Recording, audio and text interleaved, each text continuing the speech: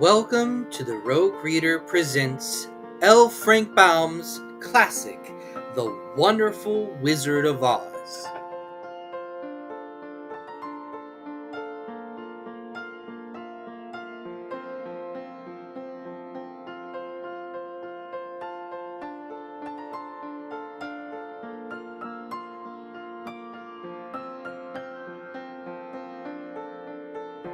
Chapter 1, The Cyclone. Dorothy lived in the midst of the great Kansas prairies with Uncle Henry, who was a farmer, and Aunt Em, who was the farmer's wife. Their house was small, for the lumber to build it had to be carried by wagon many miles.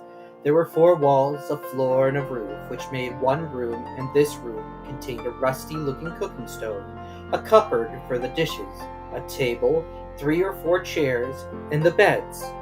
Uncle Henry and Aunt Em had a big bed in one corner, and Dorothy a little bed in another corner.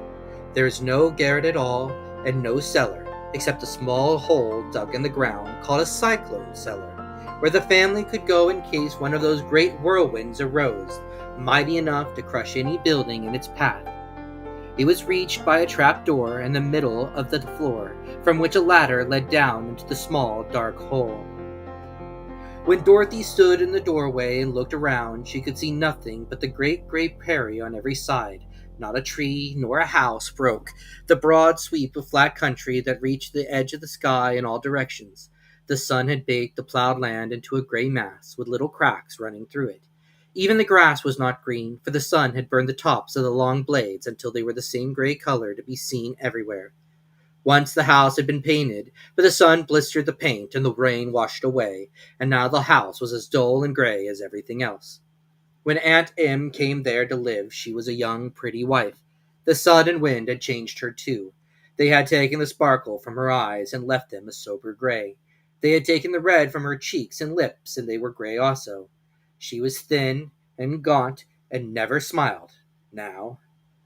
When Dorothy, who was an orphan, first came to her, Aunt Em had been so startled by the child's laughter that she would scream and press her hand upon her heart whenever Dorothy's merry voice reached her ears, and she still looked at the little girl with wonder that she could find anything to laugh at. Uncle Henry never laughed. He worked hard from morning till night, and he did not know what joy was. He was gray also, from his long beard to his rough boots, and he looked stern and solemn and rarely spoke. It was Toto that made Dorothy laugh and saved her from growing as gray as her other surroundings.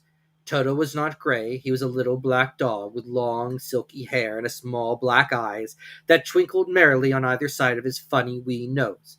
Toto played all day long, and Dorothy played with him and loved him dearly. Today, however, they were not playing. Uncle Henry sat up upon the doorstep and looked anxiously at the sky, which was even grayer than usual. Dorothy stood in the door with Toto in her arms and looked at the sky too. Aunt Em was washing the dishes. From the far north they heard a low wail on the wind, and Uncle Henry and Dorothy could see where the long gray grass bowed and waved before the coming storm. There now came a sharp whistling in the air from the south, and as they turned their eyes that way, they saw ripples in the grass coming from that direction also. Suddenly, Uncle Henry stood up. "There's a cyclone coming, Em!" he called to his wife. "I'll go look after the stock." Then he ran towards the sheds where the cows and the horses were kept.